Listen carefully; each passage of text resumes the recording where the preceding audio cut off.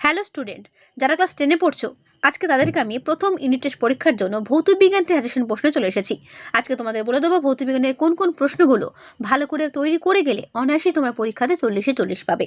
ঠিক আছে, ভিডিওটা দিতে অনেকটা লেট হয়ে গেল, তার জন্য সরি চেয়ে নিচ্ছি প্রথমেই, কিন্তু যেগুলো আমি বলছি সেগুলো ভালো করে তৈরি করতে শুরু করে দিয়ে কিন্তু। ঠিক আছে, তোমাদের যে সমস্ত চ্যাপ্টারগুলো প্রথম ইউনিট টেস্ট পরীক্ষাতে থাকবে সেগুলো হচ্ছে পরিবেশের জন্য ভাবনা, গ্যাসের আচরণ, আলো, পর্যায় সারণী, আর রয়েছে আয়নীয় ও সমযোজী বন্ধন। তো এই কটা অধ্যায় থেকে তোমাদের প্রথম ইউনিটের পরীক্ষাটা হবে। ঠিক আছে, আমি অধ্যায় ধরে ধরে তোমাদের সাজেশন প্রশ্নগুলো বলে দেবো, যাতে করে তোমাদের পরীক্ষাতে খুঁজতে কোনো রকম কোনো দেরি না হয়, অর্থাৎ কোন প্রশ্ন কোথা থেকে এসছে সেটা খুঁজতে যেন দেরি না হয়, সেই জন্য আমি অধ্যায় ধরে ধরে প্রশ্নগুলো বলে দেবো। ঠিক আছে, তো চলো শুরু করছি। প্রথম চ্যাপ্টার পরিবেশের জন্য ভাবনা, এখান থেকে কি করবে দেখে নাও। প্রথমে দেখে নাও 1 নম্বরের প্রশ্ন, বায়ুমণ্ডলে কোন স্তরে ঝড়, মেঘ ও বৃষ্টি হয়? করবে। বায়ুমণ্ডলে কোন স্তরে বেতার তরঙ্গ প্রতিফলিত হয়? বায়ুমণ্ডলের কোন স্তরে মেরুজ্যোতি দেখা যায়? যেগুলো আমি হাইলাইট করেছি সেগুলো ভালো করে করবে, কমন এর মধ্যেই পেয়ে যাবে। ঠিক আছে, তারপরে প্রশ্ন, বায়ুমণ্ডলের শীতলতম স্তর কোনটি? বায়ুমণ্ডলের কোন স্তরকে শান্তমণ্ডল বলে? ওজোন স্তরে ওজনের বিয়োজনে এনওর ভূমিকা কী? তারপরের প্রশ্ন, বায়ুতে উপস্থিত একটি গ্যাসের নাম করো যেটির পরিমাণ বাড়লে বিশ্ব উষ্ণায়ন ঘটে। দেখো, তোমরা অনেকে হয়তো ভাবছো ম্যাম শুধুমাত্র সাজেশন প্রশ্নগুলো বলছে। হ্যাঁ, আমি সাজেশন প্রশ্নগুলোই বলছি। উত্তর কোথায় পাবে? দেখো, তোমাদের এক একজনের কাছে কিন্তু এক এক রাইটারের বই আছে। আবারও বলছি, তোমাদের এক এক স্কুলে এক এক রাইটারের বই কিনতে বলে, এক এক স্কুল থেকে এক এক রাইটারের বই তোমরা কেনো, কিন্তু আমি যে সমস্ত প্রশ্নগুলো বলছি এই প্রশ্নের উত্তর তোমাদের যে রাইটারের বই থাকুক না কেন প্রত্যেক রাইটারের বই তোমরা পেয়ে যাবে। ঠিক আছে, তাই চিন্তার কোনো কারণেই, আমি তো তোমাদের চ্যাপ্টারগুলো বলে দিচ্ছি যে এই প্রশ্নগুলো এই চ্যাপ্টারের মধ্যেই পাবে। কি চ্যাপ্টার? না, পরিবেশের জন্য ভাবনা, যে তোমাদের প্রথম চ্যাপ্টার, সেখান থেকেই আমি প্রশ্নগুলো দিচ্ছি। তাহলে তো চিন্তার কোনো কারণ নেই, চ্যাপ্টার ধরে কোয়েশ্চেনগুলো খুঁজবে, অবশ্যই পেয়ে যাবে। তারপরও যদি না পাও কমেন্টে জানাবে, আমি আলাদা করে শর্টসে তোমাদের অ্যান্সারগুলো করে দেবো। ঠিক আছে, এটা কিন্তু প্রথমেই আমার বলা রইলো। তো প্রশ্নের অ্যান্সারগুলো পরে খোঁজার আগে আগে কোয়েশ্চেনগুলো ভালো করে নোট করে রাখো। ঠিক আছে, কি কি কোয়েশ্চেন আমি দিচ্ছি, এর বাইরে কোনো কিছুই হবে না। ঠিক আছে, তারপরের প্রশ্ন, একটি জৈব গ্রিনহাউস গ্যাসের উদাহরণ। বায়ুমণ্ডলের উষ্ণতা বৃদ্ধি করেন এমন একটি গ্যাসের নাম। যেগুলো আমি হাইলাইট করেছি সেগুলো ভালো করে করবে। তারপরের প্রশ্ন, এসআইতে তাপন মূল্যের একক কী? করবে। কয়লা ও ডিজেলের মধ্যে কোনটির তাপন মূল্য বেশি? করবে। ঠিক আছে, তারপরের প্রশ্ন, পুনর্নবীকরণযোগ্য বা অপ্রচলিত দুটি শক্তির উৎসের নাম লেখো। বায়োগ্যাসের একটি ব্যবহার লেখো। কাঠ, কয়লা, পেট্রোল, ইথানলের মধ্যে কোনটি জীবাশ্ম জ্বালানি? বলো। করবে। মিথেন হাইড্রেটের সংকেত কি? মিথেন হাইড্রেট কোথায় পাওয়া যায়? কোলবেট থেকে কোন জ্বালানি গ্যাস আরোহণ করা হয়, অর্থাৎ কোন জ্বালানি গ্যাস আহরণ করা হয়। এর পরের প্রশ্ন 2 নম্বরের, ওজোন স্তর ধ্বংস হওয়ার কারণগুলো বিক্রিয়া সহ লেখো। ইম্পর্টেন্ট। মানব স্বাস্থ্য পরিবেশের ওপর ওজোন স্তর ক্ষয়ের 2টি ক্ষতিকারক প্রভাব লেখো। করবে। গ্রিন হাউস এফেক্ট বলতে কি বোঝো, আর এই গ্রিন হাউস এফেক্টের কারণ সংক্ষেপে ব্যাখ্যা করো। বিশ্ব উষ্ণায়ন কি? গ্লোবাল ওয়ার্মিং কাকে বলে? যেগুলো আমি বলছি এবং হাইলাইট করে দিয়েছি এগুলো করবে। ঠিক আছে, তারপরে প্রশ্ন, ওজোন স্তর ধ্বংসে সিএফসির ভূমিকা আলোচনা করো। গ্লোবাল ওয়ার্মিংয়ের 2টি ক্ষতিকারক প্রভাব উল্লেখ করো। জীবাশ্ম জ্বালানি সংরক্ষণের প্রয়োজনীয়তা কি? করবে। স্থিতিশীল উন্নয়নের ধারণাটি কি? এর লক্ষ্য বা উদ্দেশ্য কি? বিকল্প বা অপ্রচলিত শক্তি ব্যবহারের সুবিধাগুলো কি কি? করবে। নবীকরণযোগ্য শক্তি বলতে কি বোঝো? এর 2টো বৈশিষ্ট্য লেখো। সৌরশক্তির 2টি ব্যবহার লেখো। করবে। বায়োমাস শক্তি বা জীবভর বলতে কি বোঝায়? করবে। বায়োফুয়েলের ব্যবহার। পাওয়ার অ্যালকোহল কি? উপাদানগুলো কি কি? মিথানোজেন্স কি? এর ব্যবহার লেখো। মিথেন হাইড্রেট কি? মিথেন হাইড্রেটকে ফায়ার আইস বলা হয় কেন? মিথেনকে সুইট গ্যাস বলে কেন? মিথেন হাইড্রেটকে শক্তির গুরুত্বপূর্ণ উৎস বলে কেন? ভেরি ভেরি ইম্পর্টেন্ট প্রশ্ন, যে কটা বলছি সে কটা করো, কমন পেয়ে যাবে। এর পরের চ্যাপ্টার গ্যাসের আচরণ, দেখো কি কি করো। প্রথম প্রশ্ন এখান থেকে, বয়েলের সূত্রে ধ্রুবক কি কি? বয়েল ও চার্লসের সূত্র দুটিতেই যে ভৌত রাশিকে ধ্রুবক ধরা হয় তার নাম লেখো। করবে। তারপরে প্রশ্ন, স্থির চাপে কত ডিগ্রি সেলসিয়াস উষ্ণতায় চার্লসের সূত্র অনুসারে কোন আদর্শ গ্যাসের আয়তন 0 হবে? চার্লসের সূত্রে ধ্রুবক কি কি? চার্লসের সূত্রের VT লেখচিত্রের প্রকৃতি কি? কেলভিন স্কেলের প্রমাণ চাপে জলের স্ফুটনাঙ্ক কত? 300 ডিগ্রি সেলসিয়াস ও 300 K এর মধ্যে কোনটি তাপমাত্রাটি বেশি? করবে। আদর্শ গ্যাসের অবস্থার সমীকরণটি লেখো। এসআইতে সর্বজনীন গ্যাস ধ্রুবক আর এর মান লেখো। এগুলো প্রত্যেকটার মান কিন্তু 1 নম্বর। আদর্শ গ্যাসের অণুগুলোর মধ্যেকার আকর্ষণ বলের মান কত? এসটিপিতে কত গ্রাম নাইট্রোজেন গ্যাসের আয়তন ও চাপের গুণফল 22,224 LATM। ঠিক আছে, করবে। তারপরের প্রশ্ন, আর এর মান LATM dot mole to the power -1 কে -1 এককে কত হবে? করবে। কোন শর্তে বাস্তব গ্যাস চার্লস বয়েলের সূত্র মেনে চলে? এসআইতে গ্যাসের চাপ এর একক কি? পিবি সমান W/m/RT সমীকরণটিতে এম এর একক কি? করবে। এর পরের মান হচ্ছে 2। চার্লসের সূত্র থেকে পরম শূন্য তাপমাত্রার সংজ্ঞা প্রতিষ্ঠা করো। পরম শূন্য উষ্ণতা কাকে বলে? উষ্ণতার কেলভিন স্কেল কি? করবে। অ্যাভোগাড্রো সূত্রটি কি? পরম শূন্য তাপমাত্রাকে পরম বলার কারণ কি? এন মোল অণু আদর্শ গ্যাসের ক্ষেত্রে পিভি সমান এনআরটি প্রতি সম্পর্কটি প্রতিষ্ঠা করো। ঠিক আছে, বয়েলের সূত্রতে গ্যাসের ঘনত্ব চাপের মধ্যে সম্পর্কটি লেখো। চার্লসের সূত্র অনুসারে ভি বনাম টি লেখচিত্রের প্রকৃতি কি? মাত্রা বিশ্লেষণ থেকে আর এর একক কি হওয়া উচিত তা দেখাও। কোনো গ্যাসের মধ্যে অণুগুলো গতির একটি প্রধান বৈশিষ্ট্য উল্লেখ করো। ঠিক আছে, সম উষ্ণতার চাপে শুকনো হাওয়া কেন ভিজে হাওয়ার চেয়ে ভারী হয় তা ব্যাখ্যা করো। করবে। তারপর বয়েলের সূত্রটি বিবৃত করো। এগুলোর মান কিন্তু 3 করে। ঠিক আছে, এবং এই সূত্রটি গাণিতিক রূপে প্রকাশ করো। চার্লসের সূত্রটি বিবৃত করো। বয়েলের সূত্র চার্লসের সূত্রের সমন্বিত রূপটি সমীকরণ আকারে প্রকাশ করো। তারপরের প্রশ্ন, বয়েলের সূত্র, চার্লসের সূত্র, অ্যাভোগাড্রো সূত্রের উপর আদর্শ গ্যাসের সমীকরণটি লেখো। করবে। ঠিক আছে, এরপরে প্রশ্ন, বাস্তব গ্যাসের আদর্শ আচরণ থেকে বিচ্যুতির কারণগুলো কি? চার্লসের সূত্রতে কিভাবে পরম শূন্য উষ্ণতার ধারণা পাওয়া যায়? স্থির চাপে স্থির ভরের আদর্শ গ্যাসের ক্ষেত্রে V T V small T V capital T লেখচিত্র কেমন ভাবে হবে একে দেখাও। করবে। ঠিক আছে, এর পরের চ্যাপ্টার আলো, দেখে নাও কি কি করবে। এখান থেকে প্রথমে 1 নম্বরের প্রশ্ন দেখে নাও। গোলীয় দর্পণে আপতিত আলো তরঙ্গদৈর্ঘ্য পরিবর্তিত হলে দর্পণের ফোকাস দূরত্বের কি পরিবর্তন হবে? স্ট্রিট ল্যাম্পের প্রতিফলক হিসেবে কি ধরনের দর্পণ ব্যবহার করা হয়? দাড়ি কামানোর জন্য কোন ধরনের দর্পণ সেভিং মিরর রূপে ব্যবহৃত হয়? মোটর গাড়ির ভিউ ফাইন্ডারে কোন দর্পণ ব্যবহৃত হয়? এগুলো 1 নম্বর প্রশ্ন কিন্তু। বিন্দু বস্তুর ক্ষেত্রে প্রতিবিম্বের দৈর্ঘ্য ও বস্তুর দৈর্ঘ্য অনুপাত কত হবে? করবে। তারপরের প্রশ্ন, বস্তুর কোন অবস্থানের জন্য অবতল দর্পণ দ্বারা সমশীর্ষ বিবর্ধিত প্রতিবিম্ব গঠিত হয়? কোন দর্পণে বস্তুর দৈর্ঘ্যের তুলনায় ছোট দৈর্ঘ্যের অসৎ প্রতিবিম্ব গঠিত হতে পারে কি? তারপরে প্রশ্ন, একটি আলোকরশ্মি অবতল দর্পণের বক্রতা কেন্দ্র দিয়ে গেলে আপতন কোণ কত হবে? একটি আলোকরশ্মি সমতল দর্পণের সঙ্গে 90 ডিগ্রি কোণে আপতিত হলে প্রতিফলন কোণ কত হবে? করবে। যে সমস্ত প্রশ্নগুলো হাইলাইট করা ভালো করে করবে। একটি প্রিজমের কয়টি আয়তাকার তল আছে? কোনো আলোক মাধ্যমের প্রতিসরণ একক কি? প্রতিসরণের জন্য ঘটে এমন একটি ঘটনা উল্লেখ করো। তারপরের প্রশ্ন দেখে নাও। মরীচিকা সদ্বিম্ব না অসদ্বিম্ব? আলোকীয় ঘন ও লঘু মাধ্যম মধ্যে কোনটিতে আলোর গতিবেগ কম? করবে। তারপরের প্রশ্ন, লেন্স কাকে বলে? উত্তর লেন্স কাকে বলে? লেন্সের ক্ষমতা কাকে বলে? বিবর্ধক কাচ হিসেবে কোন প্রকার লেন্স ব্যবহার করা হয়? যে সমস্ত প্রশ্নগুলো আমি বলছি প্রত্যেকটা প্রশ্ন তোমাদের টেক্সট বুকে হোক বা অন্য কোনো রাইটারের বই হোক পেয়ে যাবে অ্যান্সার। যদি না পাও অবশ্যই আমায় কমেন্টে জানাবে। ঠিক আছে, উত্তর লেন্সকে বিবর্ধক কাচ রূপে ব্যবহারের ক্ষেত্রে বস্তুর অবস্থান লেন্সের সাপেক্ষে কোথায় হবে? কোন লেন্স সমান্তরাল আলোকরশ্মি গুচ্ছকে অপসারী আলোকরশ্মি গুচ্ছে পরিণত করে? করবে। তারপরের প্রশ্ন দেখে নাও। একটি উভয় উত্তর লেন্সের প্রকাশে রাখা বিন্দু উৎস থেকে আলোকরশ্মি গুচ্ছ লেন্সের মধ্য দিয়ে প্রতিসরণের পর তাদের প্রকৃতি কি হবে? কাচ নির্মিত কোনো লেন্সকে জলে নিমজ্জিত করলে তার ফোকাস দৈর্ঘ্যের কি পরিবর্তন হবে? করবে। উত্তর লেন্সের সামনে বস্তুকে F ও 2F এর মধ্যে রাখলে প্রতিবিম্বের প্রকৃতি কি হবে? তারপরের প্রশ্ন, মায়োপিয়া বা হ্রস্বদৃষ্টি ত্রুটি দূর করতে কোন ধরনের লেন্স ব্যবহার করা হয়? তারপরের প্রশ্ন, সুস্থ চোখের ক্ষেত্রে নিকটবিন্দু দূরবিন্দু দূরত্ব কত? ক্যামেরার অভিলক্ষ্য হিসেবে কোন ধরনের লেন্স ব্যবহার করা হয়? আলোর বিক্ষেপণ কাকে বলে? রামধনু শুদ্ধ না অশুদ্ধ বর্ণালী? তারপরের প্রশ্ন, বিক্ষেপিত আলো তীব্রতা ও তরঙ্গ দৈর্ঘ্যের সম্পর্ক কি? অতিবেগুনি রশ্মির একটি ব্যবহার লেখ। এবার চলে এসো 2 নম্বর প্রশ্ন। এতক্ষণ তোমরা 1 নম্বর দেখছিলে। আলোর প্রতিফলন কাকে বলে? প্রতিফলন সূত্র দুটি লেখো। সমতল দর্পণের দ্বারা গঠিত প্রতিবিম্বে দুটি বৈশিষ্ট্যের উল্লেখ করো। বিক্ষিপ্ত প্রতিফলন কাকে বলে? এর একটি উদাহরণ দাও। করবে। সিনেমার পর্দা অমসৃণ করা হয় কেন? চিত্রসহ উত্তল দর্পণের ফোকাসের সংজ্ঞা দাও।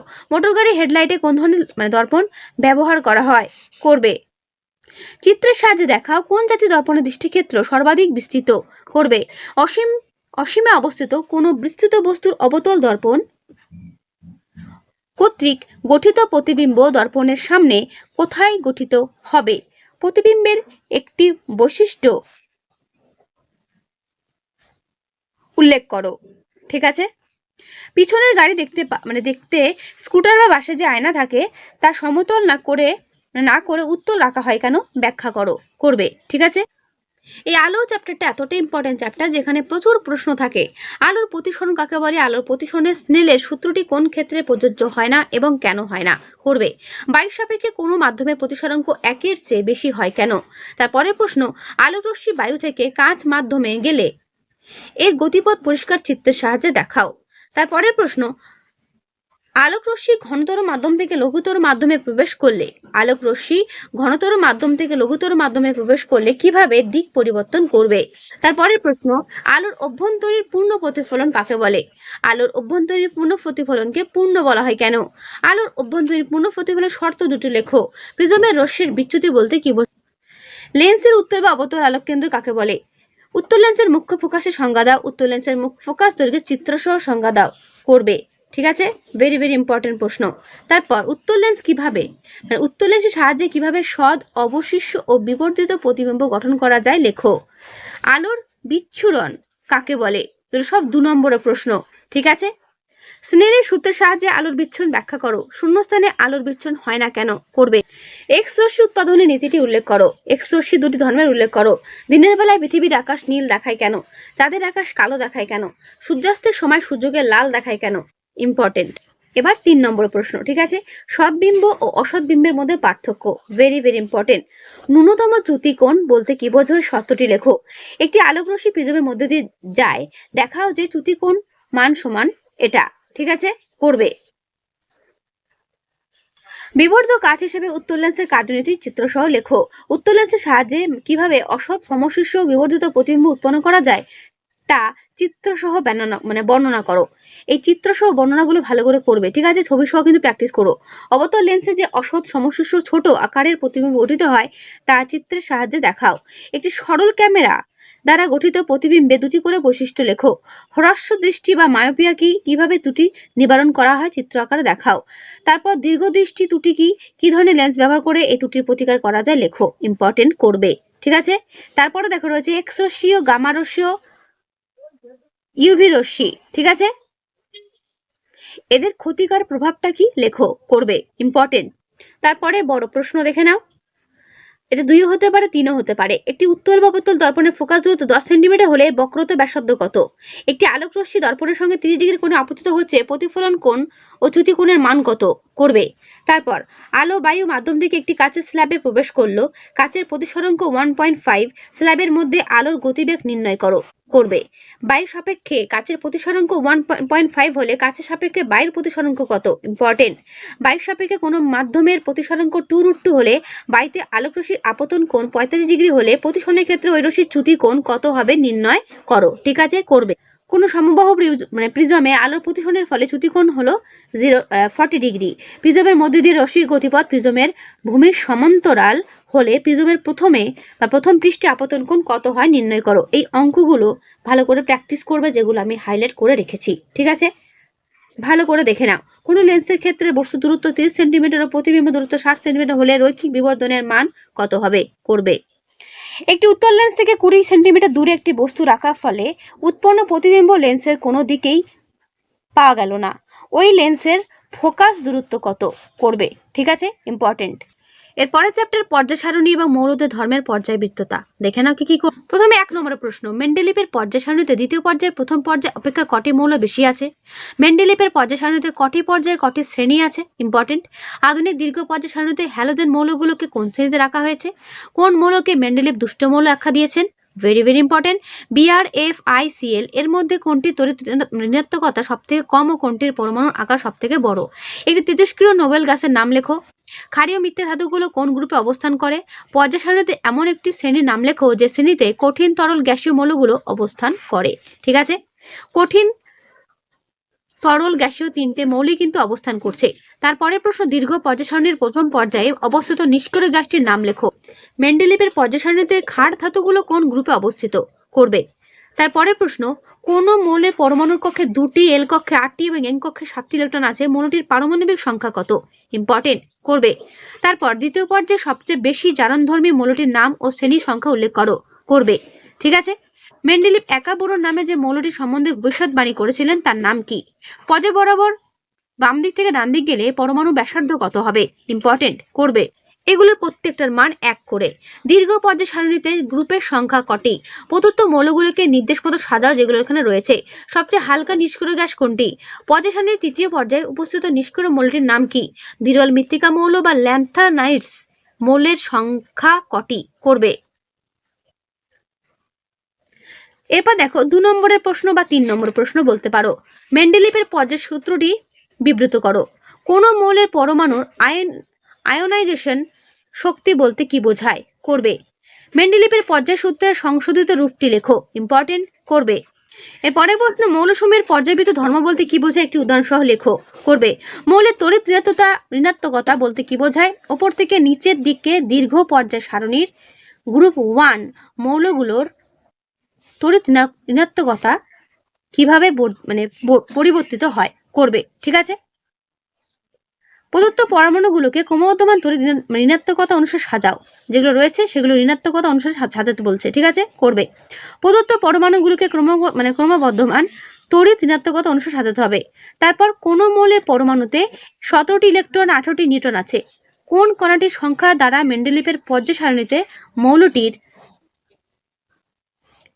অবস্থান নির্ণয় করা যায় না? করবে। ঠিক আছে। মেন্ডেলিভের পর্যায় সারণীতে কোন পর্যায়ে কোন গ্রুপে অবস্থিত? অর্থাৎ মেন্ডেলিভের পর্যায় সারণীতে কোন পর্যায়ে ও কোন গ্রুপে অবস্থিত? করবে। ঠিক আছে। একটু প্রশ্নটা বড় বড় দেখাতে একটু সমস্যা হচ্ছে, বাট তোমরা কিন্তু একটু অ্যাডজাস্ট করে দেখে নিও। এরপরের প্রশ্ন ডোবেরাইনারের ত্রয়ী সূত্রটি লেখো। ClBr+IF কে তাদের জারণ ধর্মের ঊর্ধ্বক্রমে সাজাও। তারপরে প্রশ্ন মোজলির পরীক্ষা গুরুত্বপূর্ণ সিদ্ধান্তটি কি? লেখো। পর্যায় সারণীর ক্ষেত্রে সিদ্ধান্তের গুরুত্ব কি? তারপরে প্রশ্ন ABC মৌলগুলোর পারমাণবিক সংখ্যা হলো যথাক্রমে 6, 8, 10। কোনটির তড়িৎ ঋণাত্মকতার মান সর্বোচ্চ? কোনটির আয়নন বিভব সর্বোচ্চ? কার বিজারণ ক্ষমতা সর্বোচ্চ? এবং কোনটি নিষ্ক্রিয় মৌল? কোন মৌলটির পরমাণুর আকার সবচেয়ে বেশি? দেখো একটা কোয়েশ্চেনের মধ্যে কতগুলো কোয়েশ্চেন অ্যাটাচ করে রয়েছে। এবং কোনটির সবচেয়ে কম? করবে। XYZ 3টি মৌলের পারমাণবিক ক্রমাঙ্ক দেওয়া রয়েছে। এদের মধ্যে Y নিষ্ক্রিয় মৌল, তাহলে কোন মৌলটির ধাতব ধর্ম সর্বাধিক? X এবং Z বিক্রিয়া করে যৌগ গঠন করলে যৌগটির সম্ভাব্য সংকেত কি হবে? এদের মধ্যে কোনটির তড়িৎ ঋণাত্মকতা সবচেয়ে বেশি হবে? কোনটির আয়নাইজেশন শক্তি সবচেয়ে বেশি হবে? ঠিক আছে। করবে। দীর্ঘ পর্যায় সারণী শ্রেণী 2 এর মৌলগুলোকে ক্ষারীয় মৃত্তিকা ধাতু বলা হয় কেন? ইম্পর্টেন্ট। দীর্ঘ পর্যায় সারণীর ক্ষেত্রে শ্রেণী 16 এর প্রথম 3টি মৌল OSAC এদের পারমাণবিক ব্যাসার্ধের নিম্নক্রমে তড়িৎ ঋণাত্মকতার ঊর্ধ্বক্রমে ও আয়নাইজেশন শক্তির নিম্নক্রমে কি করতে হবে? সাজাতে হবে। ঠিক আছে। এর পরের চ্যাপ্টার আয়নীয় ও সমযোজী বন্ধন। CaO তে কি ধরনের রাসায়নিক বন্ধন বর্তমান? একটি সমযোজী যৌগের উদাহরণ দাও যার জলীয় দ্রবণ তড়িৎ পরিবহন করে। জলের অণুতে হাইড্রোজেন ও অক্সিজেন পরমাণুর মধ্যে কোন ধরনের রাসায়নিক বন্ধন বর্তমান? করবে। হাইড্রোজেন ক্লোরাইড অণুতে কোন ধরনের রাসায়নিক বন্ধন বর্তমান? দৈনন্দিন জীবনে ব্যবহৃত হয় এমন একটি সমযোজী যৌগের নাম লেখো। ত্রিবন্ধনযুক্ত মৌলিক অণুর নাম লেখো। আমি যে সমস্ত প্রশ্নগুলো বলছি প্রত্যেকটা প্রশ্ন পরীক্ষাতে আসার মতো, তাই যেগুলো বলছি সেগুলো ভালো করে করো, কমন পাবে। ঠিক আছে। এর পরের প্রশ্ন পরমাণু আয়নের মধ্যে কোনটি বেশি সুস্থিত? Na এবং Na+ এর মধ্যে কোনটি বেশি সুস্থিত? একটি পরমাণু ইলেকট্রন বিন্যাস দেওয়া রয়েছে 2, 8, 1 হলে এর তড়িৎযোজী বা সমযোজী যৌগ গঠন করবে। ঠিক আছে। সেটি কোনটি? ক্লোরোফর্ম ও সোডিয়াম ক্লোরাইডের মধ্যে কোনটি জলে দ্রবীভূত হয় না? NaCl ক্লাসে Cl- আয়নের চারিদিকে কটি Na+ আয়ন থাকে? করবে। হাইড্রোজেন অণু লুইস ডট ডায়াগ্রাম অঙ্কন কর। CO2 অণুতে ড্যাশ বন্ধন বর্তমান। এর পরের প্রশ্ন 2 নম্বর লুইসের ধারণা অনুসারে সমযোজী বন্ধন কিভাবে গঠিত হয়? একটি উদাহরণ দিয়ে লেখো। সোডিয়াম ক্লোরাইডের বন্ধন NaCl হিসেবে প্রকাশ করা যায় না কেন? একটি তরল কঠিন সমযোজী যৌগের উদাহরণ দাও। সমযোজীতা বলতে কি বোঝায়? লুইস ডট চিত্র অঙ্কন করো কার্বন ডাইঅক্সাইড। ঠিক আছে। ইম্পর্টেন্ট। তারপরের প্রশ্ন দেখে নাও। কোনগুলো তড়িৎযোজী এবং কোনগুলো সমযোজী খুঁজে বার করতে হবে। কি কি রয়েছে দেখে নাও। ম্যাগনেসিয়াম অক্সাইড, হাইড্রোজেন ক্লোরাইড, জল, পটাশিয়াম ক্লোরাইড, ক্লোরিন অণু, নাইট্রোজেন অণু, sodium chloride, calcium oxide, oxygen অণু, মিথেন অণু, ক্লোরোফর্ম, পটাশিয়াম ব্রোমাইড। ঠিক আছে। এগুলোর মধ্যে কোনগুলো তড়িৎযোজী এবং কোনগুলো সমযোজী? করবে। ম্যাগনেসিয়াম ও অক্সিজেন পরমাণু দ্বয়ের ইলেকট্রনীয় বিন্যাসের সাহায্যে ব্যাখ্যা করো এদের বিক্রিয়ায় উৎপন্ন যৌগটি তড়িৎযোজী নাকি সমযোজী হবে? করবে। আয়নীয় যৌগের গলনাঙ্ক ও স্ফুটনাঙ্ক বেশি হয় কেন তা ব্যাখ্যা। এসিএল গ্যাস তড়িৎ পরিবহন করে না কিন্তু এসিএল জলীয় দ্রবণ তড়িৎ পরিবহন করে কেন করবে। মৌল এ একটি ধাতু, বি এবং সি উচ্চ তড়িৎ ঋণাত্মক মৌল। এ বি বি সি যৌগদ্বয়ের মধ্যে কোনটি সমযোজী এবং কোনটি তড়িযোজী হওয়ার সম্ভাবনা বেশি লেখো বা কারণটা দেখাও। ঠিক আছে, দুটি মৌল দেওয়া রয়েছে এ ও বি এর পরমাণু ক্রমাঙ্ক 17, 19। এ ও বি রাসায়নিকভাবে যুক্ত হলে কি ধরনের যৌগ গঠন করবে? উত্তরের সপক্ষে যুক্তি দাও এবং যৌগটির সংকেত লেখো। করবে। N2 অণু লুইস ডট চিত্র অঙ্কন করো। ইম্পর্টেন্ট। কোসেল আয়নীয় বন্ধন কিভাবে ব্যাখ্যা করেন? করবে। তরল হাইড্রোজেন ক্লোরাইডে তড়িৎ পরিবহন সক্ষম নয় কিন্তু গলিত সোডিয়াম ক্লোরাইড তড়িৎ পরিবহন সক্ষম, এটি ব্যাখ্যা করো। করবে। ইথিলিনের ও অ্যাসিটিলিনের লুইস ডট চিত্র আঁকো। এই লুইস ডট চিত্রগুলো যেগুলো আমি বলছি প্রত্যেকটা কিন্তু প্র্যাকটিস করবে। F2 অণুর লুইস ডট চিত্র অঙ্কন করবে। Ca পরমাণু Ca2 প্লাস আয়নের মধ্যে কোনটি বেশি সুস্থিত এবং কেন? করবে। ঠিক আছে, চিনি বা গ্লুকোজ সমযোজী হওয়া সত্ত্বেও জলে দ্রবীভূত হয় কেন? আয়নীয় যৌগ গঠনে ল্যাটিস গঠনের ভূমিকা কি? ড্যাশ চিহ্ন দিয়ে H2 অণুর প্রথাগত উপস্থাপনা দেখাও। ঠিক আছে, তো এই হলো তোমার যতগুলো চ্যাপ্টার ছিল সেই চ্যাপ্টার ওয়াইজ সাজেশন প্রশ্ন। ওকে, তো কেমন লাগলো আজকে এই ভিডিওটা অবশ্যই কমেন্টে জানিও। আর যে সমস্ত প্রশ্নগুলো আমি দিলাম এগুলো প্রত্যেকটা প্রশ্ন ভালো করে করো, পরীক্ষাতে কিন্তু এর মধ্যেই কমন চলে আসবে। আর যার যেগুলো আমি বললাম সেই সমস্ত প্রশ্ন তো তোমাদের নেক্সট টেক্সট বুকে পেয়ে যাবে। তো সব প্রশ্ন তো তোমাদের নিজেদের টেক্সট বুকে পেয়ে যাবে বা যে কোনো রাইটারের বই তোমাদের কাছে থাকুক না কেন সেখানেই পেয়ে যাবে। যদি না পাও সেই সমস্ত প্রশ্নগুলো আমাকে কমেন্টে জানাবে, আমি উত্তর দেওয়ার চেষ্টা করবো। ঠিক আছে, তো পরীক্ষা তোমরা প্রত্যেকেই ভালো করে দিও, যে সমস্ত প্রশ্ন দিলাম ভালো করে পড়ো। আজকে এই ভিডিওটা আমি এখানে শেষ করছি, দেখাবে নেক্সট ভিডিওতে। ভালো থেকো সবাই, ভালো করে পড়ো।